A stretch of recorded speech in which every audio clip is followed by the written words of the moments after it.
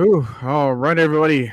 Good evening, good afternoon, good night, good morning, whenever it is you tune in. Hope all is going well with you. I'm Noah. As with me always is Trey. Yo, yo, yo. As with the most of us always is audio issues. So if it affects you as well, deal with it. That's what we've had to do for years. Um, so you guys may have seen the thumbnail. You guys may have seen the title, and it is Terry Fontenot's smile. Always good to see a fellow man in charge of our team with a smile on his face as he's pleased with what he's done in the offseason. And with this version of the Falcons, I think he's got every right to be happy. I think Arthur Smith has every right to be smiling ear to ear, which is kind of crazy considering this is Arthur Smith we're talking about. But there's reasons as to why they're doing this, and one of them, I mean, we can talk about the free agents, but I think we've already done that ad nauseum. But it's still kind of fresh in our mind about the draft class. Not everyone has been able to get their feelings out, so we're going to let this opportunity, or we're going to give ourselves this opportunity right now to talk about our draft class. So, who wants to go first? Well, guess I'll do it. And who are you picking? Shoot. Of course I could go with Bijan or Clark Phillip. I mean, not Clark. Zach or Matthew. But I'm gonna go with Clark. Actually. Now, how we had drafted the 2 days before, I was like, there's no way they take Clark Phillips. It just doesn't seem like a type of guy that they want. And then that guy said Clark Phillips. I'm like, oh, shoot, I'll take that. Yeah, I mean, I thought Clark was going to go in the second round. I'm not going to lie. I thought he was going to go to like a cornerback needy team. I didn't know he was 5'9". I thought he was like 5'10" at least. I did not know he was 5'9" and 180 pounds. So he's literally built like a slot cornerback. Well, here's the thing, right? Because we say that he's like really small, but then Emmanuel Forbes was taken before Christian Gonzalez, and I think he's even smaller. Oh, yeah, he's like 5'10", 160. Yeah, like that's like a small Devontae Smith playing corner. Like he's gonna get his block knocked off one play. I'm gonna be honest with you. And then we play them again next year too. I think. Do we? Yeah, we do. That is let Algier get across the corner, or let Bijan get across the corner and lower his shoulder. He's not making it. Heck, let CP get across the shoulder. That man can run with some anger behind him too. I want y'all to think about this, okay? Emmanuel Forbes is a 22-year-old NFL player or 21-year-old NFL player. I'm 15 in the 10th grade, 8 pounds lighter than him. 8. We're not going to talk about my comparison with him, but Matt with Clark Phillips. But yeah, I like Clark. I think he's gonna be that starting corner. Or that starting slot.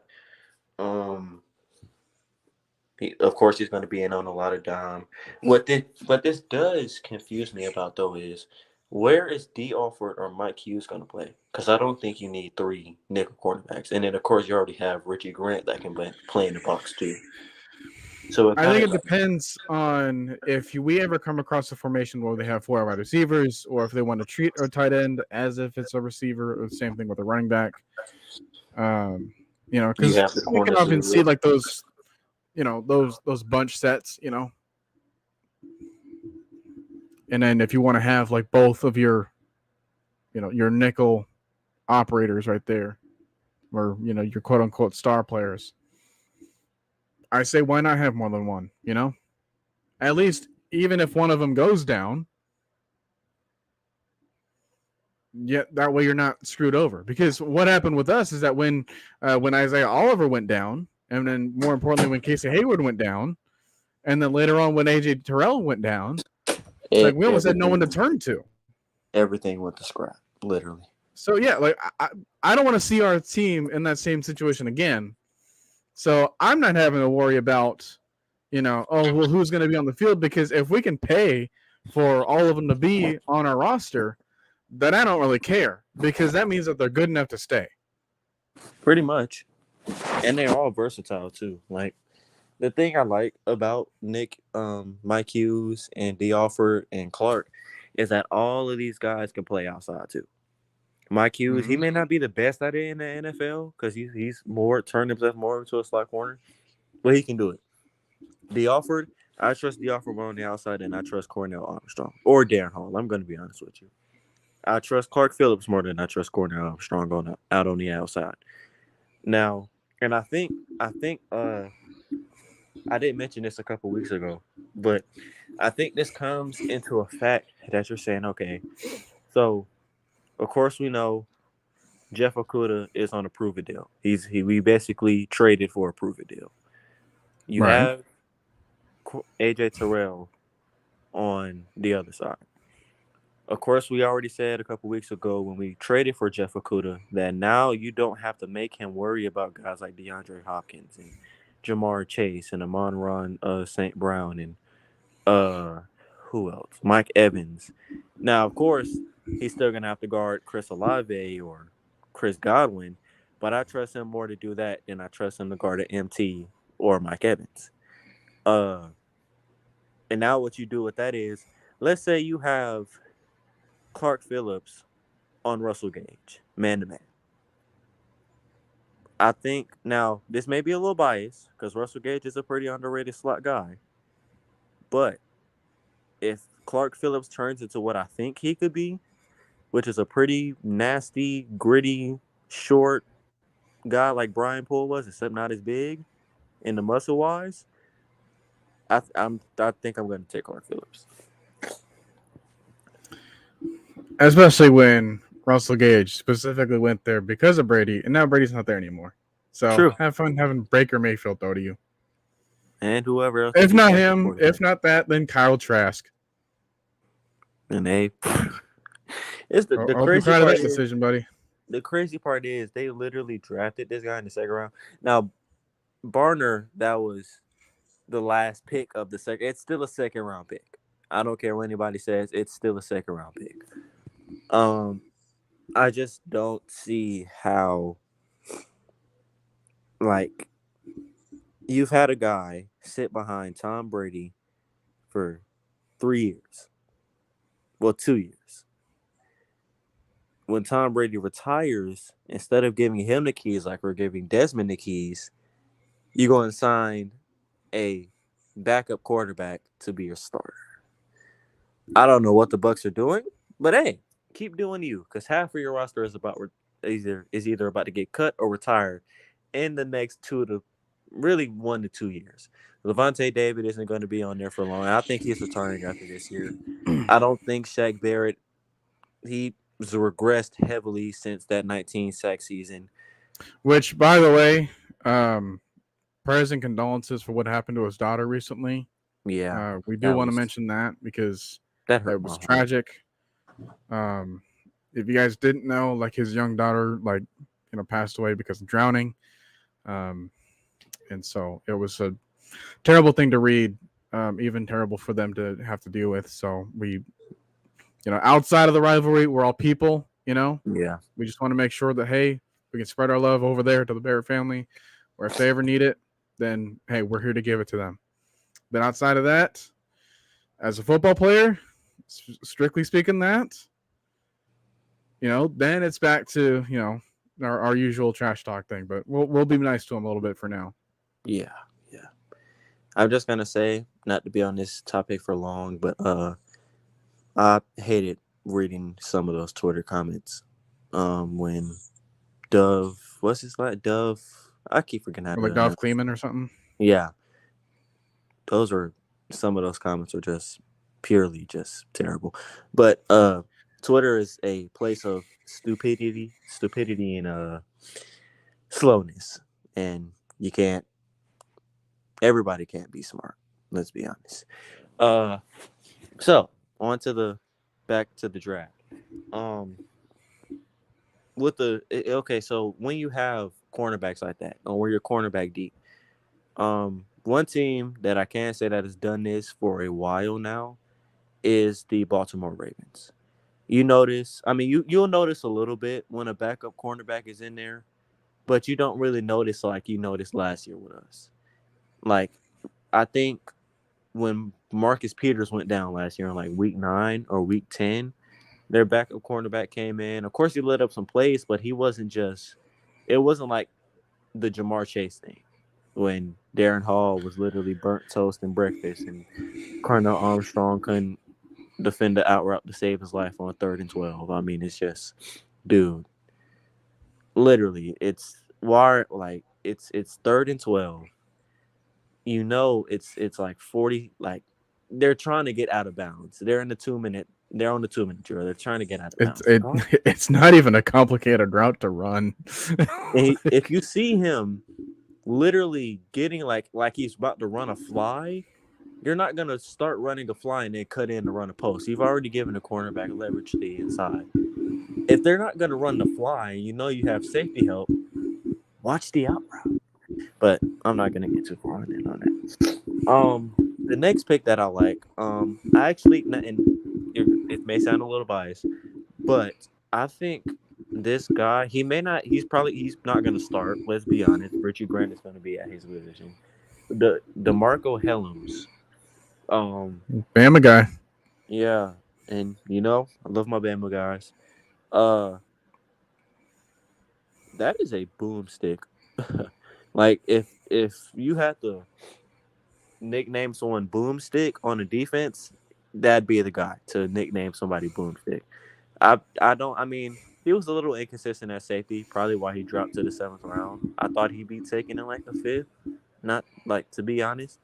But that guy right there is literal. He's the definition of a you run over the middle. I'm gonna like just your stomach isn't gonna feel good, or whatever he hits is not gonna feel good. He'll come up and help in the run game. Um, he's kind of like that, like the D offer to this year that I think he's just gonna go off in the preseason and like maintain his spot. He may not start because you have a 4-time Pro Bowl. I mean, a 2-time Pro Bowl safety at that you just paid $64 million to, and you have a good, strong safety on the other side too. So there's really But he's nothing. got his role, Yeah, but he'll get in on special teams, of course. His role is to make you spit out last week's lunch. Yeah, basically, whenever we got a 3rd-and-1 or a 3rd-and-2, he's going to be in there. Whenever we're on special teams, we know he's going to be in there. Shoot. Whenever it's a goal line situation, he's going to be in there. So just know that. Actually, I meant to ask you if you notice this. Every safety that we have on the roster right now, from Jesse Bates all the way to Jalen Hawkins, every one of them love to get their nose dirty and get in the run game. I noticed that. Now, I don't know I about noticed that. Yeah, their execution is a bit shoddy, especially with Jalen Hawkins. Very. But they don't not try. Yeah, like of course we know Richie Grant is gonna come up and tackle. He's literally our box safety. We know Jesse Bates is gonna come up there and tackle. We know I already talked about DeMarco Helms. We know he's gonna come up there and tackle. Jalen Hawkins, he may not be the best at it. God knows he may not be the best at it, but he'll come up and at least try. He's the 4-3. He's the 4 safety for a reason right now. Yeah. That's because we just so happened to find 3 people that were better. Yeah, pretty much. So, all right. Well, you've basically covered the secondary. I am going to cover the entire offensive line. Because we got a guy in Matthew Bergeron, who, let me just read out his old credentials here. He's 6'6", 320. That sounds like Jalen Mayfield, but believe me, he is not Jalen Mayfield. All right, that boy's huge. Because Jalen Mayfield, I don't know if I will ever see him on ice skates. and actually stand up. But Matthew Bergeron, he's Canadian. So you absolutely know that he's played hockey before, which means that he's really quick on his feet. He's got great balance too. And he's also very aggressive. So everything that you need for an offensive lineman to be, he's got that right there. And he just so happens to play left tackle. All right. So for those that wanted to question his pass blocking ability, and because we only basically said that, oh, he was a fantastic run blocker. No. He was playing left tackle for 31 starts and then played right tackle for 8 of them. And then was in a practice where, we had him in a drill, putting him at guard. And he was like, hey, it's like right next door for me. There's not much of a change, which is why with Jalen Mayfield going from right tackle to left guard, there was more of a change because, as we mentioned before, everything shifts, It's like if I'm left-handed and I suddenly sit in a desk that's meant for right-handed people, I'm always going to feel uncomfortable. That's just how it is, But if I'm left-handed and sit in a left-handed desk, but it's just altered a little bit, not much of a difference there. So I can live with it. And that's what we have here. So he's a fantastic run blocker, fantastic pass blocker. Because fantastic run blocker, man. I mean, that was a moment. Because where would you put your best offensive lineman if he was pass protection, Trey? Damn, that's actually a pretty good question. I'm not gonna lie. If you had to choose, where would you put your best pass blocker? Left tackle. Exactly, and that's where he played for 4 years. Shoot, I'm a quarterback. I know I need my blind side checked. So I swear for the Lord, I'm throwing the ball and I get clocked in the back of the head by a 6'3", 6'4" linebacker that blitzed. I'm going to be mad. I'm going to be very mad.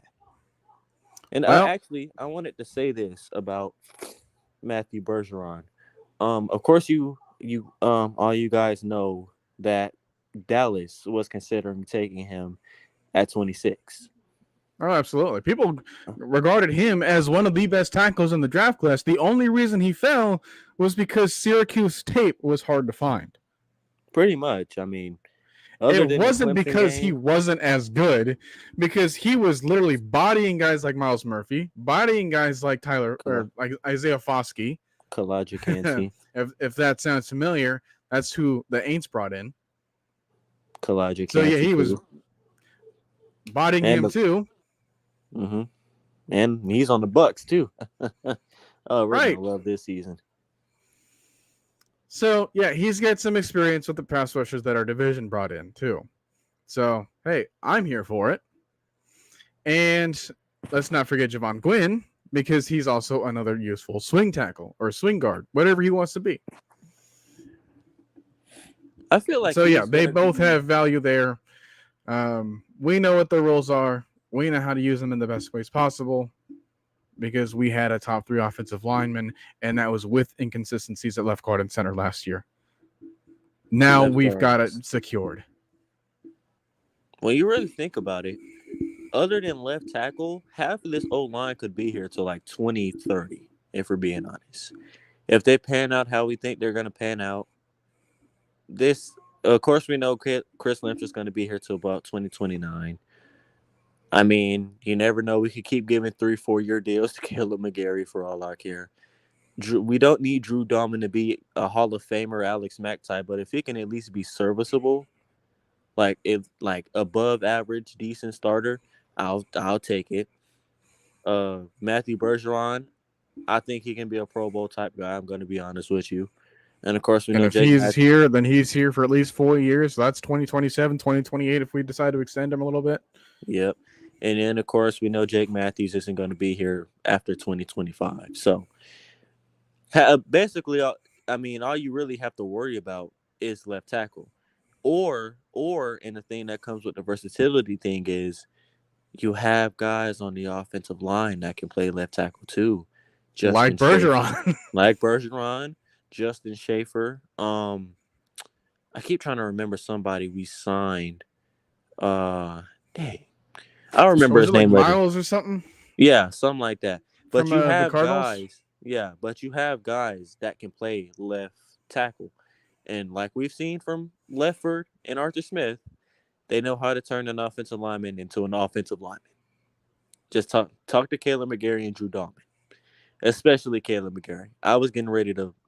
I labeled him a bust after that 2021 season. I was like, there's just no way we really get anything out of this guy in this last year. And then he proves me wrong, ends up being the third best right tackle in the league. And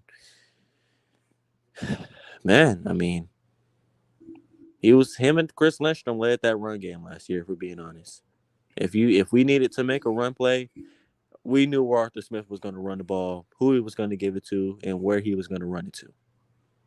Now, if we can have that balance to where, okay, if they overload that left side, I trust my left guard and my left tackle to go make a play.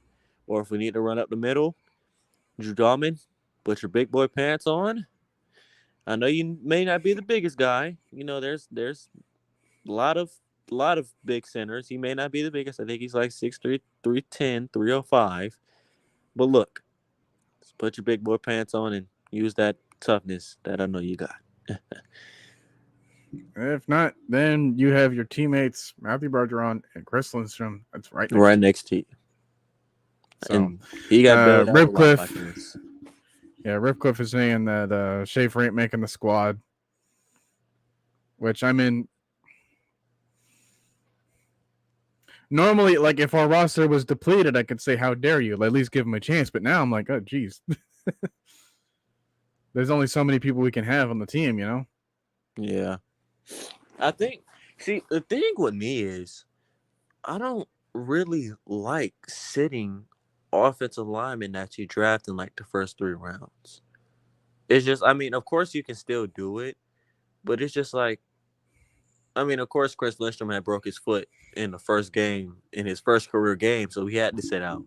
But guys like, Caleb McGarry that kind of needed that experience. Jack Matthews started from day one.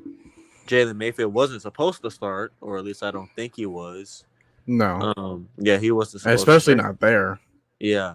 But I think, especially for left tackles, I mean, of course, it'd be good to learn under a 5-time Pro Bowl left tackle.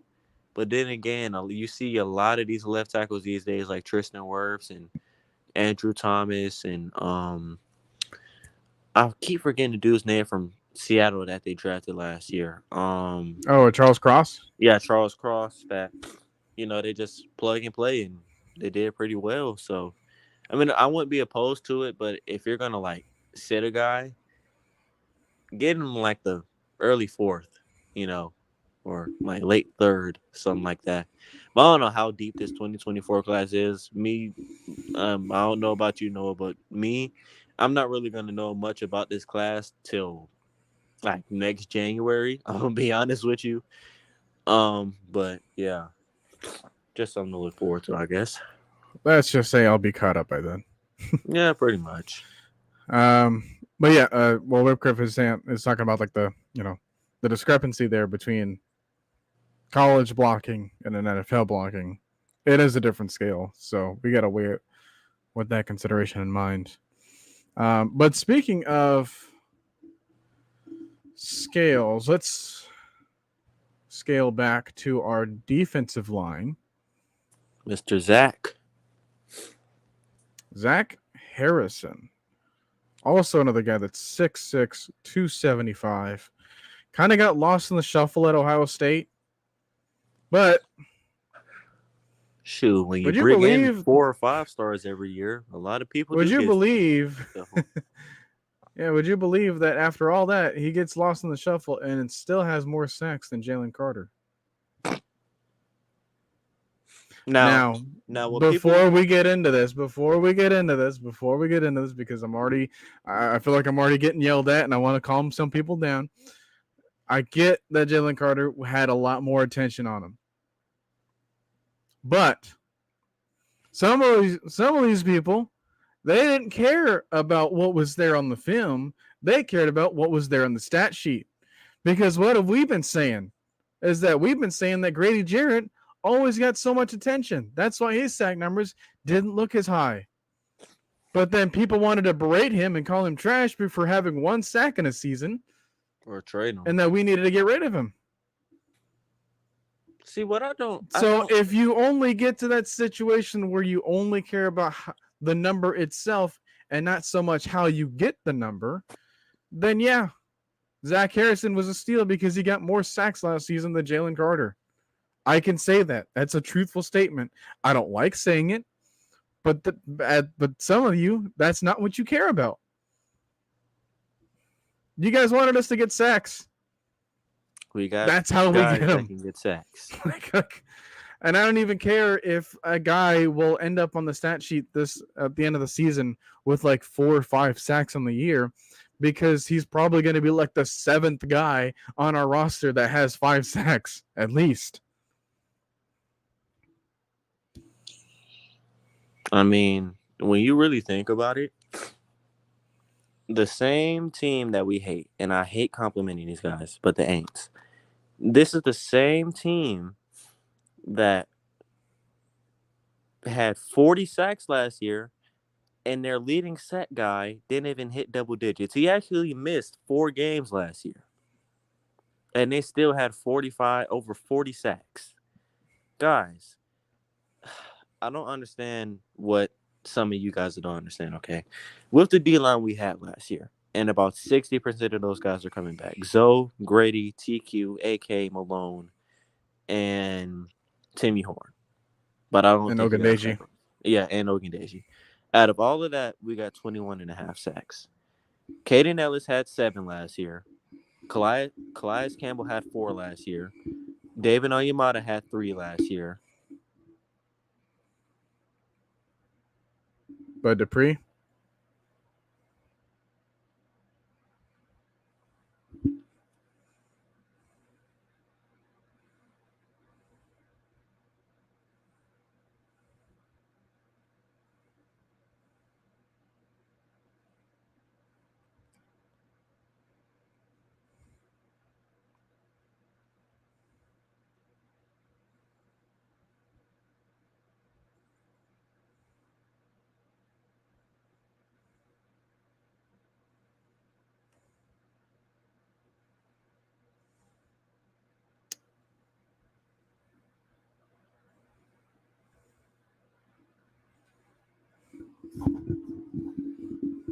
My screen froze.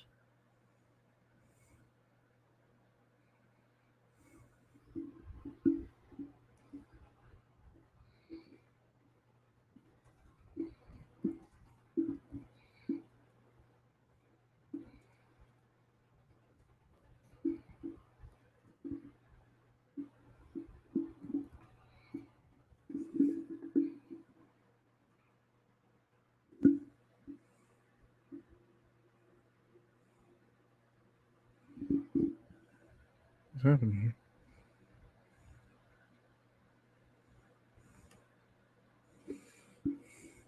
Thought my screen was froze for a second.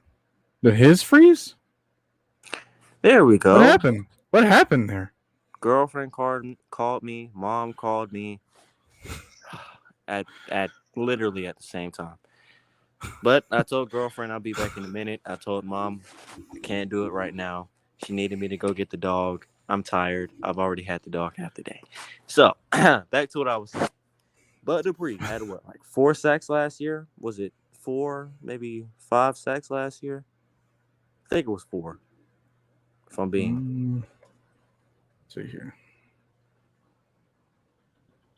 Or was it 3? No, I swear it was 4. 4 sacks, yeah. Yeah, 4 sacks last year. Guys, when you add all of that up, that's like an extra 20 sacks. We've eclipsed 40 sacks by then. And then all the turnovers we got last year. And that's not even accounting Zach Harrison. Yeah, that's not even accounting Zach Harrison. When you think about it, AJ Terrell had 3 picks taken away from him.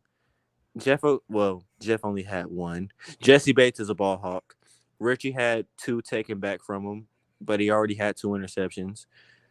Guys, I don't see how y'all don't see the vision, or how some people don't see the vision. Okay, I'm sorry that Jalen Carter was this quote unquote generational talent that you could never get in the NFL draft, and he is from Georgia and he just won a national championship and he's so dominant this and he's doing that. I don't care. Okay, you guys wanted defense. You guys wanted to spend before free agency even started. You wanted to spend $60 million on a quarterback. Think about that. The same quarterback that y'all just wanted, just got a what was it, $260 million contract with even more money added to it if he does some incentives. Oh, you know what? That just reminded me something. I just found out a stat that kind of blew my mind a little bit. So, if you guys had to make a guess, what was? I'm trying to think about like Lamar Jackson's contract. Like, what do you think his yearly salary is? I think it's like what, 55, 56 million? Because I actually heard it was kind of a low number at the beginning, and then it would gradually work its way up. Oh, I want to hear this.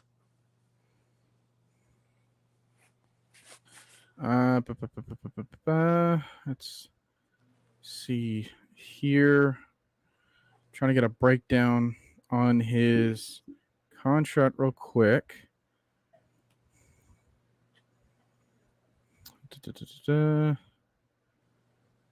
Come on now. All right, so okay, it was like a yearly salary of, oh my god. Okay.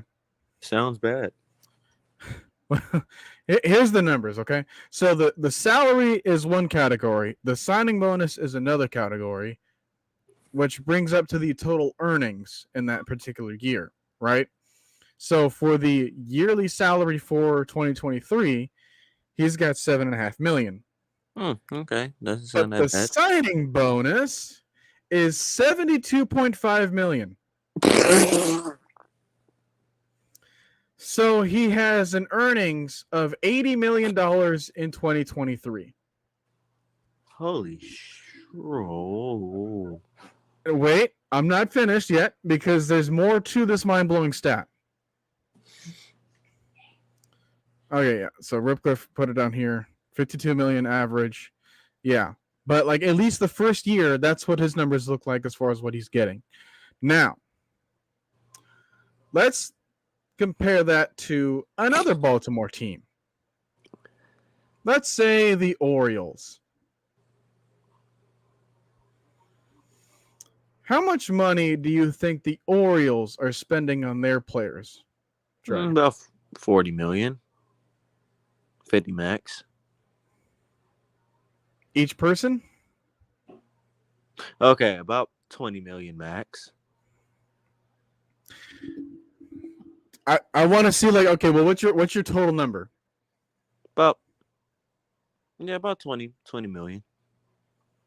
Like, well, how are you judging that? Is that like how much the team has to spend on the money? Like how much money that team has to spend, or pretty much like, okay, actually no, let me redo this. Okay, I'm gonna say in the total roster, like the total roster that they have, because I know baseball players do get paid. So everybody, this is everyone's like salary this year combined. Everybody. I'm gonna say they're spending about, I'm gonna say about 60 million. That's my lucky number, 60 million. The Orioles spend $75 million on everybody that they have on their roster. That was close. Oh.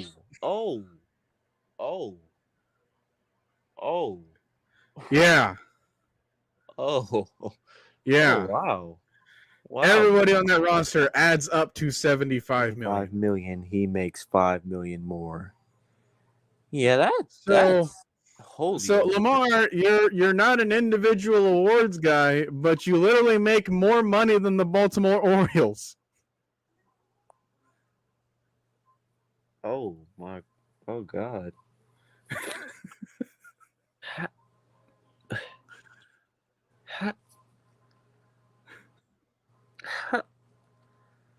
Guys, you do realize we put $80 million total in our defense. Yeah, Out of like all the 88. like 88 we used out of all the money we had this year, guys. I want you to think about this and how some of you people said we were gonna have enough money to sign him and then sign some more key players. Yeah, 88 mil- have fun doing that when by the time we get to 2027, Lamar Jackson's salary goes up to 51.25 million. Guys, we signed Jesse Bates, David Onyemata, Caden Ellis, Jeff Okuda, Bud Dupree, Calais Campbell, Johnny Mike Smith, Hughes, him, damn, who else Taylor was it? Heineke, Taylor Heineke, Matt Collins, Matt Scotty Collins, Miller, Scotty Miller, some of the offensive linemen that we had signed, the backup offensive linemen. Guys, we spent re-signing guys. re-signing guys. Chris Lindstrom's getting $103 million. Caleb McGarry's over here getting $11 million per year. Guys, we put $88 million into an offseason just on 13 players. 13 players. That's two over half of the people on the field at the same time. There's 22 people on the field at the same time. We signed 13 people. Guys, the Baltimore Ravens essentially put what 90% of that in one player, and y'all still want Yeah. it? Man, y'all funny. Oh yeah, Man, y'all are. and I bet you they have no problem if you wanted to wear the number 7. Oh no! They would have been asking them to wear the number 7. Oh, we got our. Do you know how big? You know how fast that jersey would have sold? Oh, we got the Mike Vick 2.0. Yep, y'all did. The same dude that only went to the playoffs twice. The same dude that couldn't throw an accurate pass to save his life. The same dude that never let his pass to the. Did he get us to the Super Bowl? Oh wait, no, he screwed up before we got to the Super Bowl. My bad. I love Vic. I don't feel like trashing him that much, but dude, it's just like. And then people have to remember, if we're predicting this offense to be as good as we think it's going to be, Kyle Pitts, Drake London, Desmond Ritter, and Tyler Algier and Bijan all combined are And not going to Cordell. be cheap. And Cordell's about to be retired next year. Okay, I'm like No, still, 2026. we have him this year. Yeah. Okay, let's say like 2026. 2026, 2027. Because Kyle Pitts' contract year is 2026. Drake London's contract year. No, wait, no. Yeah, Drake London's contract year is 2027. And Bijan is 2028. 2027, 2028. Okay. If we're predicting, because I've seen some comments on Twitter and YouTube and Instagram and all that. If you're predicting Kyle Pitts to be in 1,000-yard tight end, or at least 900 to 950 per year, and like 8 to 10 touchdowns. If you're predicting Drake London to have 1,100 to 1,200 yards per year and 8 to 10 touchdowns. If you're predicting Bijan and Tyler to combine for 2,000 yards every year and score about 20 to 25 touchdowns combined every year, how are we going to re-sign all of that? And then you can't forget that the QB market, you're giving Daniel Jones $40 million a year, guys. Daniel Jones, the same quarterback that scored 15 touchdowns last year, is getting $40 million. Well, yeah, he earned it. So what do you think Desmond's going to do if we're going to the playoffs every year? And he's throwing for what, 3,800 yards and 28, between 28 and 35 touchdowns a year. And put it this way, right? We're enjoying this because everyone that we just talked about is on a cheap deal. Literally half the team is on deals that aren't getting paid more than $12 million a year. I think Jesse Bates is the most paid player on the team. Other than Grady and Jesse Bates, they're the two most paid players on the team. Maybe Jake Matthews, but And that's Jake, only yeah, because my of bad, and Jake restructures. Matthews. That's all. Those are the top 3 guys. 2 of those guys aren't going to be here for until 2026. We all know that. Grady, I mean, you never know how defensive linemen these days. You know, you look at Fletcher Cox. They're cutting him, re-signing him on 1-year deals dang near every year. Heck, you look at Corey Peters, who's still around. Yeah. I mean, but it's just like you never know. Like, dude, like I understand the Ravens and their philosophy, and you know, we gotta lock up our guy. What I like, and I've always said this about Patrick Mahomes. What I like about Patrick Mahomes' 10-year deal, and everybody thought was like, man, this dude just got $500 million. He's got to be there's no way they can sign anybody else. Guys, I want y'all to know he's not even in the top 10 of most paid quarterbacks in the league. I think he's like 6 or 7, but yeah, he's not top 5 anymore. Yeah, he's not top 5. He's getting I think it's like 37 a year, maybe 38. And half of that $500 million is a whole bunch of incentives and signing bonuses. I think what was it, like 200? Or at least they're avoidable, you know? Yeah, they're like the last 4 years avoidable. Just know that. He signed that when he was 20, 25? Somewhere like 25, 26. He's 27 now. So basically when he turns about 30, between that 34 and 36 range, all of those years are avoidable. And that's usually when quarterbacks start slowing down. So when you really think about it, you're not really paying him like that. I think Matt Ryan makes his contract made nearly as much as Patrick Mahomes, maybe a couple $1 million less. Oh my gosh, Matt Ryan's $30 million a year contract looks like chump change now. Gee, what? And I thought, and y'all thought Matt was getting paid a lot. y'all said we couldn't build a roster with that. Do y'all know how? Just think about this: Lamar Jackson and Jalen Hurts just got paid $250 and $260 million. Both of those guys are averaging about $50 million a year. Joe Burrow, Justin Herbert, Trevor Lawrence. Who else we got? Tua possibly. Tua possibly. Still haven't got paid.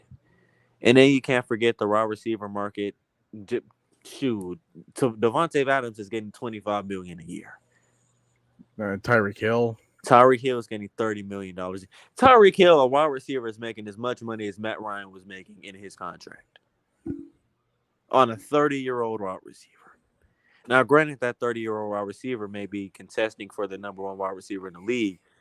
Are you still going to give $30 million to a wide receiver? Y'all thought Julio was getting overpaid. Y'all, dude, I don't think y'all understand some of the metrics that go into cap space. It's like, dude, this is not Madden. I love going on Madden and turning the cap space off. But, dude, you can't just offer everyone a 4-year, $60 million deal and act like it's nothing. When you think about it, how are you going to look at half of the guys on the Eagles? When you think about it, why do you think they are drafting so many star-studded players instead of some of these projects? Now, granted, Nolan Smith is a project and Keely Ringo is a project, but look at Jalen Carter. Half of that roster. Heck, like N'Kobe Dean's still kind of a project to them too. Yeah. Look at half of that roster. Darius Slay is 32 years old. James Bradbury is 31 years old. Brandon Graham's 33 years old. Fletcher Cox is 34 years old.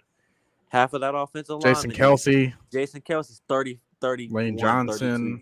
Lane Johnson's 33. Dude, most of their core players are getting ready to retire. That's where they're putting all this. Yeah, it's kind of like where Tampa Bay is. You know, that's where they're going to. That's where they're going to head. They're like, okay, look, we know these guys don't really have much time left. Jason Kelce already said after this, he's done. He's done. What else does he have to prove? Either of them. I mean, he's got his Super Bowl from back in 2018. He's a lock Hall of Famer as soon as he retires. You I got yourself mean, a successful podcast, you know? you and your brother on podcast being two of the funniest guys on there. Lane Johnson, what else do you have to prove? You're already a top 15 tackle of all time. What else does Darius Slay have to prove? He's a top 30, top 20 cornerback of all time. James Bradbury, I mean, he's had a pretty decent career. What else do these guys have to prove? We don't even have to speak on Fletcher Cox and Brandon Graham. We know they're going to be in the Hall of Fame. I mean, it's just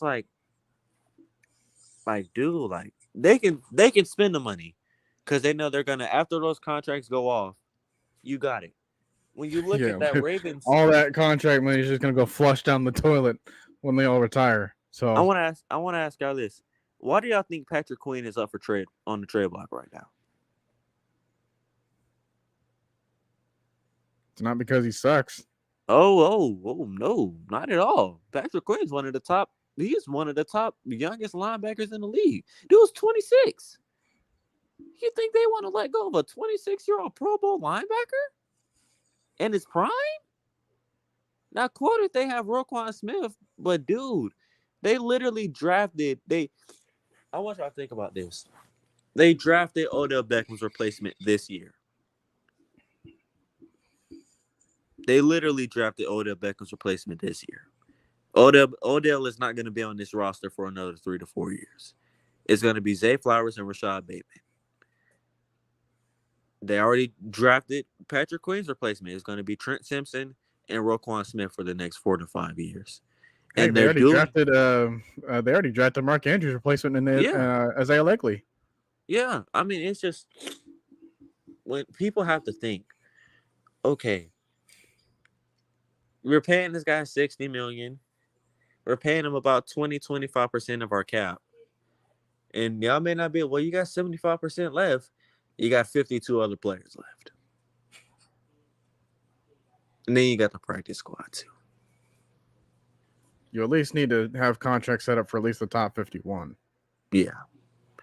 And then you also can't forget you don't want to be in cap hell trying to get out of the negative every year like we've been doing the last 4 years. You know how like the Saints have been doing for the last decade. You know how hard it's been for me thinking, man, let's go get this guy in free agency. And then I get mad, but I was younger. I didn't understand cap space now. I've been studying cap space for the last 3 years. I understand the in and out. You're not going to sign. I don't know. The only reason we really got Dante Fowler on that deal was because he wanted to come play with Dan Quinn. And you see how that worked. It could have also been with like Todd Gurley's like, hey, let's come over here with me. It's just like, I don't think some of these people understand cap space and the way it works. Because like I said, there's no way you're paying Lamar Jackson $73 million in a year in that 4th year, and you got to pay 3 of your top offensive guys. Unless he's going to take one of the biggest pay cuts in NFL history, there's no way you're going to re-sign all those guys if you think they're going to be star-studded like you hope. There's just no way. But let's finish the draft class. On to Bijan. Oh, yeah. Who wants to go first? I'll take him, and then I'll let you finish it. So, all right.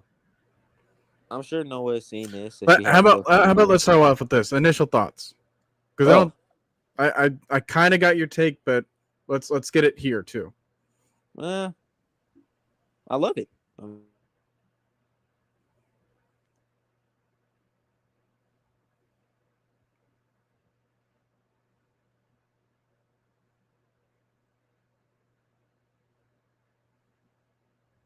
don't know. Do we have another phone situation going on? Mom and the GF blowing them up? Yep, StreamYard started acting stupid. Oh, that. Yeah. I'm starting to hate StreamYard. But anyway, I love it. I think he's going to be a versatile piece. Like we've been saying this last week, he's not just a running back. He could play slot. He could play wide receiver if he wanted. If he wanted to be a full-time wide receiver, he could do it if he wanted to. He has the speed, the looseness for it, the hands for it.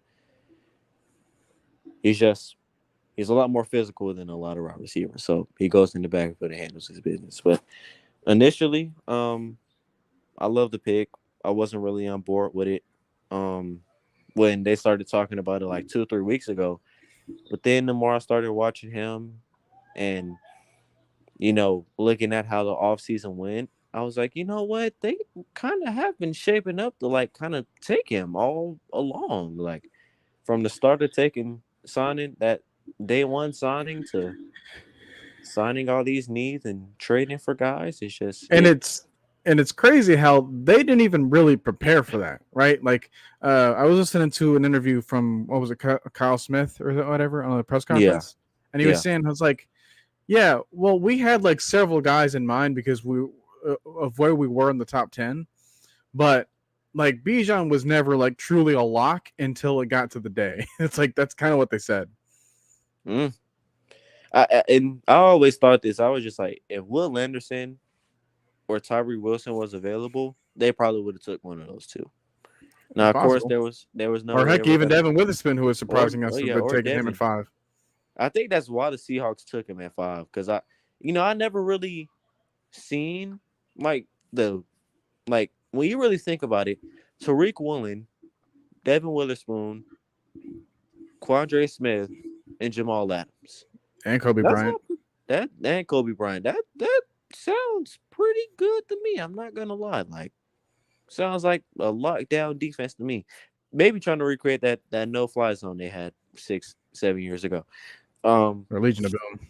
Oh yeah, but yeah, No fly zone was Denver. yeah. Um. I don't know. It's just I think because we talked about this. Yeah, like I said, the 3 players that I just thought they would probably take. Oh, and we heard Paris Johnson Jr. was probably either going to get taken at 7 or 8 too. So that was probably a decision. That's why the But Lions did what they did. yeah, did they screw us over? Kind of. No, I mean, not because necessarily. it's not like they truly jumped in front of us. They just kind of went up 3 spots or 3 spots back, and I think that was probably more so from the contract details because of how like the top 5 is and how they pay each other, and then there's Yeah. a little bit of a curve from the top 5 down to like the middle, the rest of the draft, and then especially goes down to like positional grades too. So Yeah. But I don't know. Pretty in love with the pick.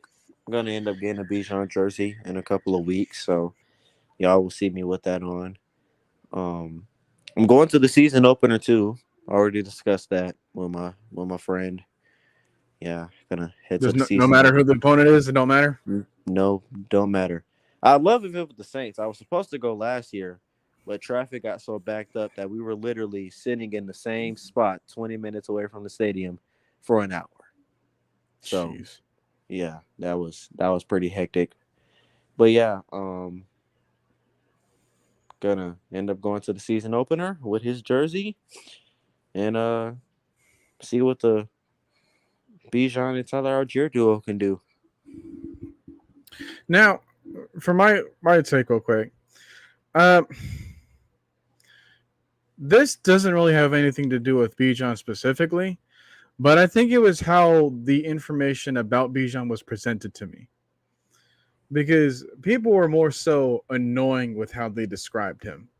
You know, like I'm taking a look at like how Redcliffe is talking in the chat right now about like, hey, like Bijan was a dub kick, he's got Hall of Fame caliber talent and all that kind of stuff. It's like I was hearing that like weeks before the draft, and it was kind of like shoved down our throat to where it got uncomfortable for everyone.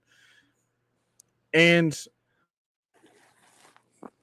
how to deal with all that without actually really taking a look at him, because I was one of those people that was like, well, it's hard to justify a running back, but then listening back to the press conference that Kyle Smith said, he's like, here's the thing, I can talk you into it, I can talk you out of anything.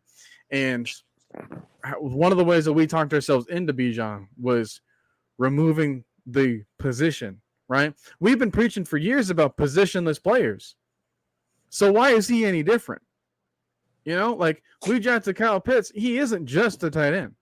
We drafted Drake London. I mean, he may be morally a traditional wide receiver, but he's not just like your typical, like Outside, quick you route, can't play. running, speedy kind of guy. Like, no, he run blocks. We can hand him the ball. He's great on screens, great after the catch. Like, no, Can play in the he's a slot. gritty, tough dude. So yeah, I like where he is. He's not just like your average wide receiver. And Man, Bijan definitely ain't your average running back. Oh you my got goodness. Cordell back there too. Can't forget about CP. Right. And then it was like having to, wait for the takeover there. Sorry, I guess I don't know what I just said, but my phone started like, oh hey, text to speech is on. I don't know what it picked up accidentally. But yeah. It's these are more weapons. And if you just treat them as that, then it doesn't matter where they line up. Because he's not going to hurt your team. Like, I don't see a scenario where Bijan Robinson hurts us as a franchise moving forward. Like, surely you could almost say that with the Giants taking Saquon, because they didn't know who their running back was. But they also didn't know who their quarterback was. Shoot. So at that point, like they had, well, yeah, but also they didn't know what their quarterback was moving forward either. They were trying to get rid of Eli, but I think he's stuck around. I think he stuck around another year, and then that's when they drafted Daniel Jones. So, Brian's like, hey, maybe if you would have just stayed there at 2. And then either take a chance on, because it was like there was Sam Darnold, but there was also Josh Allen, there was Lamar Jackson. You didn't know where these guys were going to end up, but it's like these were all first round graded guys, and I would hate to kind of like list Josh Rosen there, but who knows, like I think he would have also just kind of failed there as he did with other places, but.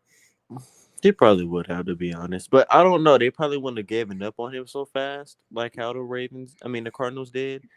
Oh, but geez, you they just gave up on him like Urban Meyer. it was a literal year after, like they lost so bad that they had got the number 1 pick, and they're like, Josh Rosen or Kyler Murray.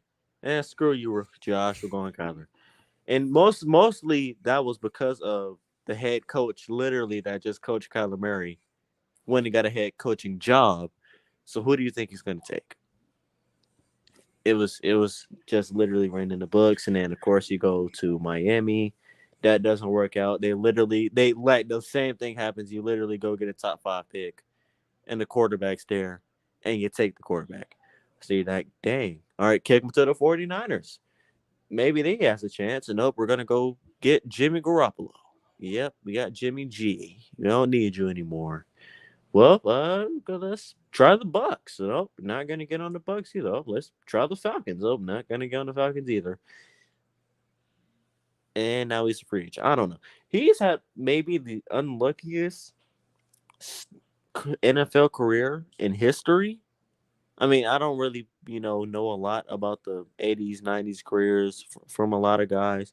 But if you're talking about the 2000s and a guy just getting passed around like some food at a dinner table, that was the version of him. That was that version. And I don't know. I don't think he's ever going to bounce back from it. Like, yeah, sometimes you just can't deny it. Like,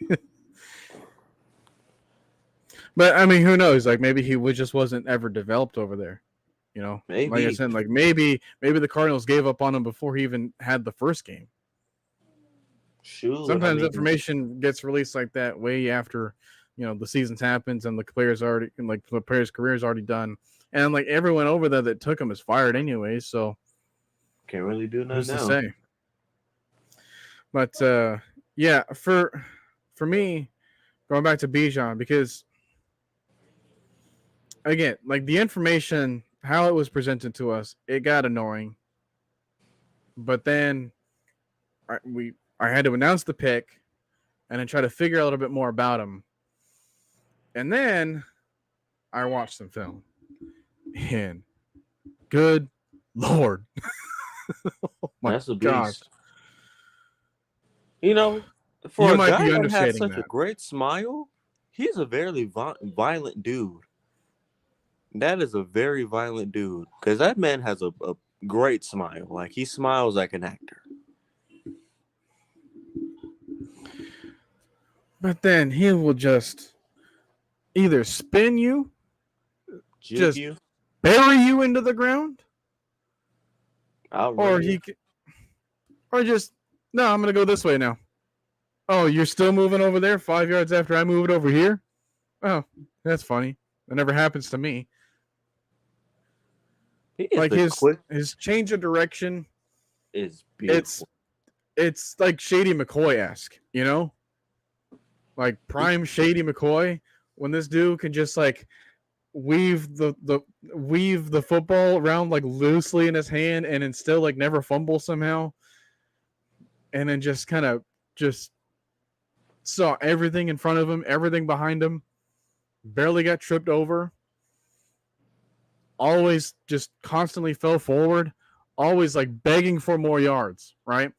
That's kind of how I saw Drake London after he made a catch. Like he'll take a screen like 2 yards behind the line of scrimmage and always turn it into a gain of 8, like on average. Just And I'm fighting. like, how do you consistently do that? Like you'll have linebackers covering him, safeties covering him, and it just doesn't matter. The only time that mattered was when Drake London was up against Clark Phillips. Like, Oh, him and Clark got a little that. I like that matchup. I think it's gonna be good in practice. Clark, I'm not gonna lie. Drake London didn't get shut down a lot in college, but Clark and Christian Gonzalez. I mean, not Christian Gonzalez, but Clark Phillips had his number. He had his number. Just and like now he's not an opposing member yeah. for him. And So then when you really think about it, he shut down Jordan Addison. He shut down Drake London. Who else did he shut down? I know it was like 3 other first one wide receivers. I know he played against Zay Flowers once, I think. Um, he played against Jackson Smith Ignijba and gave him problems. Um, like this uh, dude's battle tested already. yeah, like he's like a guy. Now that's what they kind of nitpicked about Devin Witherspoon and I mean not Devin Witherspoon, Christian Gonzalez. That he was like, you never played any real wide receivers. We ain't got to worry about that with Clark. Oh, Clark's plays for wide receivers. He played the best of the best out of them too. Yeah, like again, going back to Clark, only our only problem with him is that he's just 5'9". That's not even talking about his wingspan, by the way, which is like a 6 foot tall wingspan, or like a what you would see on a 6 foot tall guy. So he still has a good amount of length to him. If he ever has to, And he's got fight off pop and too. press. And He's he's got definitely got ball some hop. skills. He's got literally everything that you need. Like he just lacks size, but I've heard this statement, and I think I've said it before. Size is not a skill. Okay, if you are good enough, you are big enough. If that was the case, every 6'3" or 6'4" wide receiver would be Hall of Famers. That ain't the I think case. I think that was really the only reason he slipped. Because when you Yeah, watch his film, it's just like the dude is literally like he's a shutdown corner. Like no one really just bombs over the guy or head tops him or it's just burning him every game. Like I don't really think he had like a bad game last year. But then you're like, dang, like he's only 5'9". He's only 180 pounds. Then you go to the first round, and a guy that was literal 2 inches taller but 20 pounds lighter is a first round pick. I think, and I've heard this a lot. If he was like 6 feet even, shoot, maybe even 5'11", he would have won in the first round. I mean, that's what Bubba Gump's essentially saying right here. If Clark was 6'1", he would have been the first corner to be drafted. Probably. Because he was my corner 4, I think. I think it was him. It was Christian Gonzalez first, Devin Witherspoon, Joey Porter, Clark, Cam Smith. That was my top 5 corners. And we took your 4th guy in the 4th. So no wonder why people are calling him the steal of the draft. Mm-hmm. So I think we touched over everybody in the draft class, right? We touched on Bijan, Matthew, Zach, Clark, Matthew, DeMarco. Zach, Clark, DeMarco Shellums. I talked about Javon Wynn. Let's move on to the 6 people that we signed in the UDFAs. Where they are, I'm going to read them off to you. But yeah, to start off with, you have Buffalo receiver Justin Marshall, Oklahoma Baptist receiver and Keelan Harris, Rice defensive end Ikenna Inichukwu, Southeastern Louisiana running back Carlos Washington Jr., LSU linebacker Mike Jones. Mike who? I'm not going to lie. And then Henderson State receiver Xavier Malone. So we're going to start with Xavier Malone. Out of him, Marshall, and the Baptist church guy, I think he's like second to make the roster. Now, then again, I think I told Noah this before we started live. I'm so used to having like 30, 35 UDFAs, or at least 20. roster, or at least 20. They're just like, dang, like, feels good not having the literal study 20 players that probably were never going to make a roster and be working at Walmart like that former Cowboys DN. But it's just like, I didn't really get to watch much film because I couldn't really find any, if I'm going to be honest. Me and Noah planned this live a week ago. He was just like, yep, get your film on him, get what you can find. Jesus Christ, it's hard to find film on about 3 of these guys. I'm not gonna lie. Rip, who are you referring to with this pronunciation? I didn't mention Uchenna Nwosu from the Seahawks. I'm talking about Ikenna, and it's literally spelled Enechukwu or U. Yeah, that's you. That's Inichukwu. That's not Nwosu. I think that was somebody. I don't know.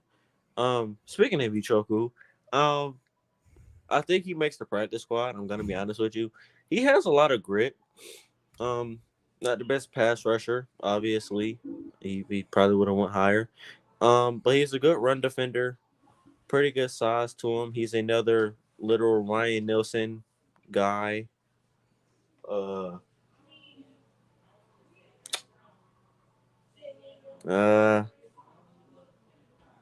Yeah, that's really all I can really think on him. Mike Jones. Guys, Mike Jones has not started a game at linebacker since 2021. Yeah, he's been more of the special teams type of guy, punt team, kickoff return, all of that. He doesn't really touch the field a lot unless he's blitzing. And when he does blitz, he doesn't really affect much of the play. I'm pretty sure every Falcon fan was like, who? When we signed this guy, including me. I had no idea I could say who to a guy from LSU because usually I know a lot of guys from there. But yeah, he's just don't expect him to do much. With Dorian Etheridge, I was just like, man, this guy could do something. Don't expect that from Mike Jones. Mike Jones might not even make it out of the second practice squad, the second gap. However, you did seem to be giddy about Justin Marshall. That's what I was just about to touch on, too. So, Justin Marshall, 6'2", 220, 215 pounds, runs a 4.40. People, now, of course, you don't want to hype up a UDFA to be a wide receiver, too. I don't think he's going to be the wide receiver 2 or not even a wide receiver 3. I think that'll be Matt Collins and Scotty Miller.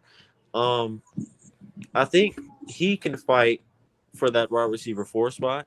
I think he has the talent to fight for that wide receiver 4 spot. He offers some stuff on special teams. Has the speed for it. But this guy, I'm surprised at least get drafted in the 7th. I was gonna say 6th, but I'm surprised he didn't get drafted in the 7th. Um, he's just like I told Noah earlier. He's not gonna go up there and just snag a ball like Drake London and snatch the ball away from somebody like Drake was doing last year. But he'll these back shoulder balls, these fade balls where you got to go get it. He'll catch those over the middle where you might get hit or you got to fight for a ball. He'll take that too. Of course, he's got good speed with the 4.40. Pretty good hands. Route running could use some help.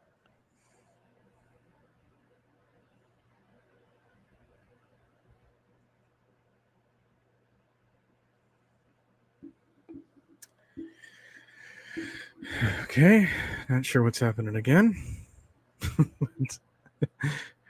yeah. It's added to Kunbo. ADE TOKUNBO. Yeah. I mean, you got Ogundeji correct, so good on you for that.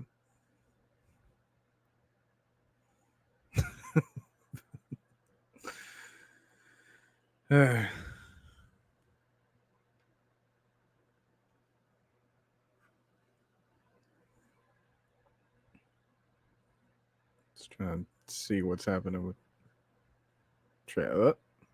Must have been another phone call. And then, well, I mean, he's not really a UDFA, but we picked up Penny Hart as well. Jew kind of had a better breakdown than what we have the time to give on that, but I do want to just mention his name there. We're back. StreamYard's gonna make me just. Never mind. I can't even say that. You know how they recording everything these days. But yeah, StreamYard is the ops. Never forget that. yeah. But yeah, that was pretty much it, though. All the UDFAs I had wasn't really much. Noah you said something about the XFL players. I never. Yeah, I didn't really... so we. Okay, so this was tight end Cam Sutton, who played from the Vegas Vipers, and then an offensive lineman, Barry Wesley, who played on the Seattle Sea Dragons. So we gave them visits recently. And then just a little bit of detail on them. Sutton went to college at Fresno State before signing with the Seahawks and then drafted free agent in 2021. So he's got a little bit of NFL experience in the locker room. After a short stint in Seattle, Sutton wound up playing for the Vipers in 2023, recording 12 receptions for 140 yards. Not bad. Wesley is a 6'7" offensive lineman who started 5 games for the XFL Sea Dragons in 2023. The former Colorado standout prides himself in his versatility and toughness. 2 key words that we can basically say about everybody that we looked at and signed. So, love to see it. So just in case you thought that we had too many tight ends in the room, Arthur Smith says, no. No, we don't. Give me more. Give me more. We need the tight ends. But, yeah, that's about everything that we had there. Nothing else to touch on. Pretty good lot for tonight. Yeah, a little bit timely fashion. A little bit over an hour, just under 1:30. Usually we had a few rants in there. Yeah. So trying to keep it on topic. We only had one topic to go on. So, but I mean, overall, yeah, pretty good. Is there any? Like, do you still see a weakness on this team? Or it's like, that position still kind of looks thin in your eyes? Other than wide receiver, not really. And how we used our wide receivers last year, I don't really think it's a weakness because you still have capable wide receivers that don't play full-time wide receiver. Yeah, you have. Kyle I Pitts, mean, you have Jonnu. weapons that can catch the Yeah, ball. yeah. Kyle Like, Pitts, Jonnu, Cordell, Tyler, Bijan. We could go on and on, but yeah, y'all understand. I've ranted about this for an hour. Y'all understand. We have pass catchers. We don't need. I mean, I'll take a Corey Davis. You know, he had 1,000 yards the last time he was with Arthur Smith. I'll take a Corey Davis to be a wide receiver too, but we don't necessarily need that. But you never know. yeah, I'd say give it this season to figure out how much value the wide receiver position carries in Arthur's offense, especially because, we just took another first round running back to pair up with another running back that broke out for us.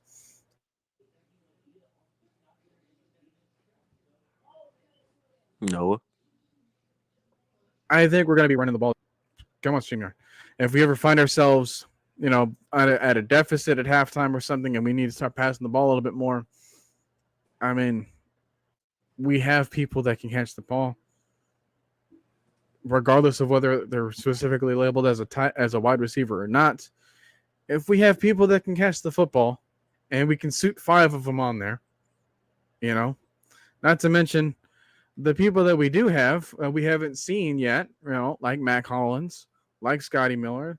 Like, we haven't seen what they look like for us, but that's not to say that they can't be at least like 700-yard type guy. Well, not even that, but we didn't gain anything, but we didn't lose anything either. We didn't feel a loss there. So I say we'll give them a moment to shine or to not, and then we'll go from there. But then, I would also kind of see like what would happen if we, we're missing a linebacker or so.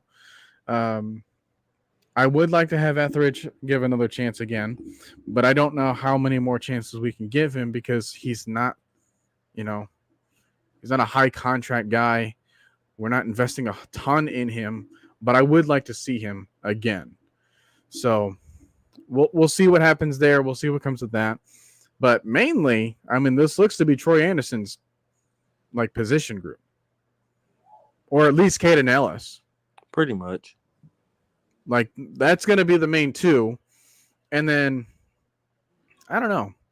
I'm kind of thinking about Michael Walker. Well, not only that, but, DeMarco Helms, because he's a kind of a box safety, but, that's kind of a linebacker role with some safety traits. I wouldn't hate that. He's got the build for it, so. He's got the tackling ability for it, most importantly, because sometimes you can end up with that position and then they can't tackle or they can't cover, and he'll need to grow some consistency with him, but I think he can get there. I don't see that there's a reason as to why he can't. So I'll consider that as an option. And then you got to think about the other amount of corners that you can see on the field at a time, the amount of defensive linemen we'll have on a time. I don't think there's going to be a whole lot of linebackers on the field is what I'm really getting at. So if one of them goes down, if we run a 5-2 defense like how Carolina did, or more importantly, how New Orleans have done, how many people do you know behind the Demario Davis? I even know Caden Ellis till he came over here. I'm be honest. And he's not even his backup, Well, I guess Caden Ellis was kind of a backup, But to say that a backup got 7 sacks on another team, that's kind of crazy. We'll take it. Yeah. He can start for us because I don't think he just got that many opportunities. But when he was on the field, he was always showing out. That's why a backup can have 70 tackles. I'm sorry, that's not backup numbers anymore. So you don't have to call him a backup. But yeah, if we can suit up 5 guys on the D line, which we'll have the people for that now. If we can suit up 5 guys at corner or in the secondary, you only need one more person. Screw it. And that means that like Michael Walker is the third person in the linebacker depth chart. So the less that I see on him, the better. The more happy I am. Yeah.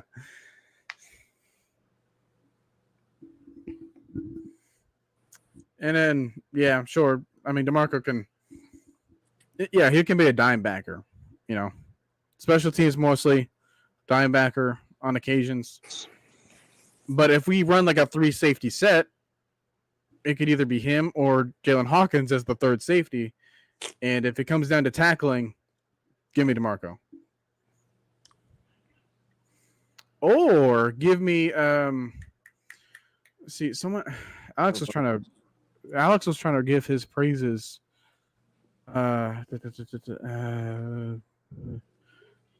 It was Micah Abernathy? Abernathy? I have no idea who that is. So he's on our team. He's a free safety for us. I think he was like last year's. No. He played college football at Tennessee. Originally signed with Minnesota before he got to us. He was undrafted in 2019. But Alex was getting some film on him, after hearing that we signed him.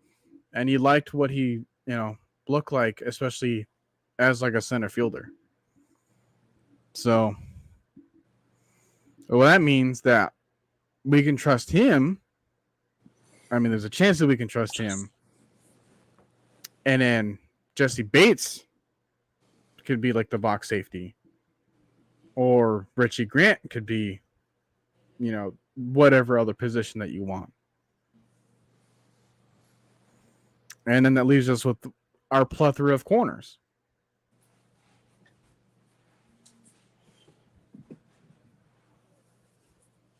I'm sorry, but are we experiencing good problems to have? Yeah, pretty much.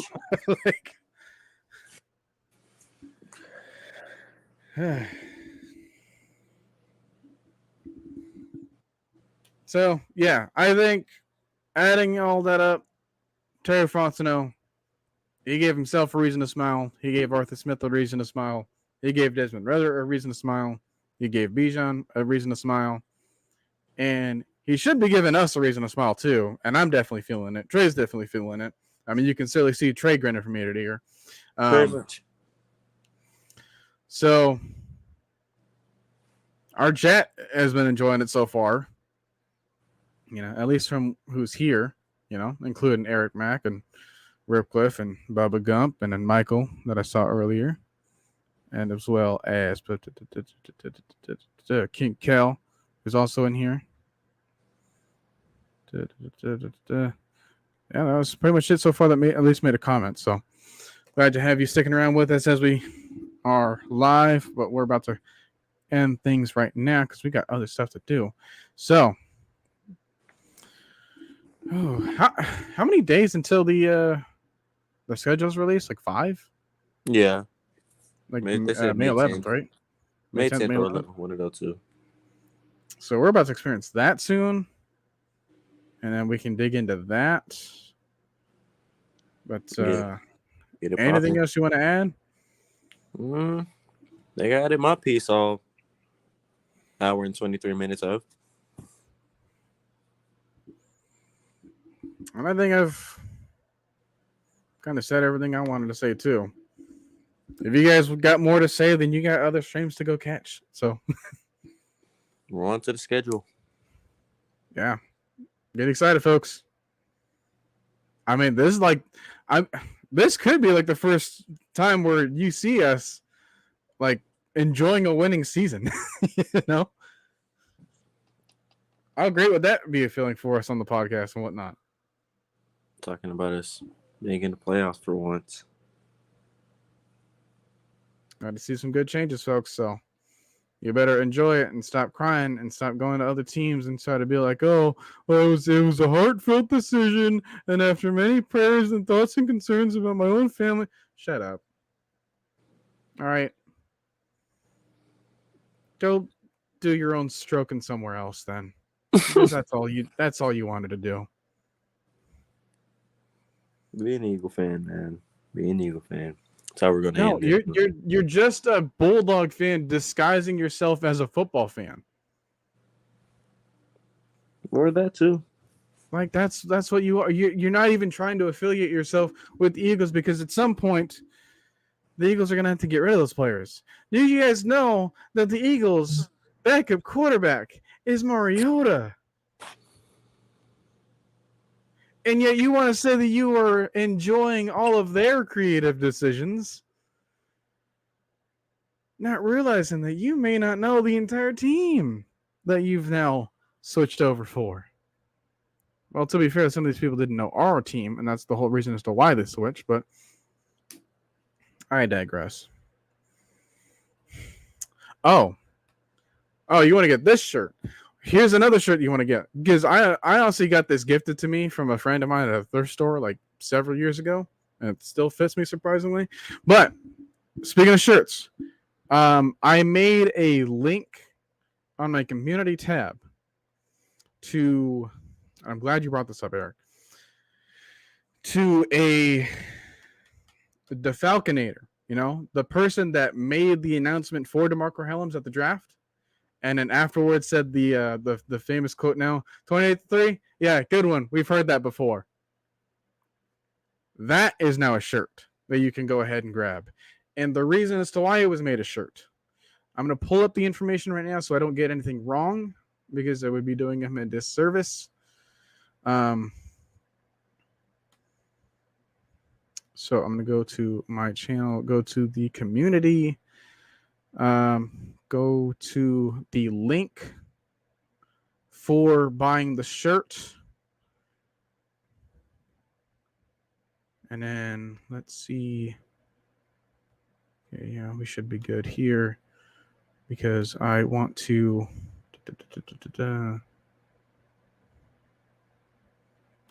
All right, let's take a look at the screen together. So yeah, that's the shirt right there. And it says, we all saw and heard the famous line on national TV, 28-3, good one. We've heard that before by DeFalconator. As some of you may or may not know, DeFalconator's 16-year-old son was diagnosed with cystic fibrosis this past January.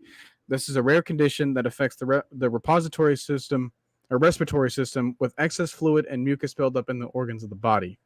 Life expectancy for this condition is mid-30s to early 40s. However, medications have been advancing to lengthen this expectancy by 20 years or so.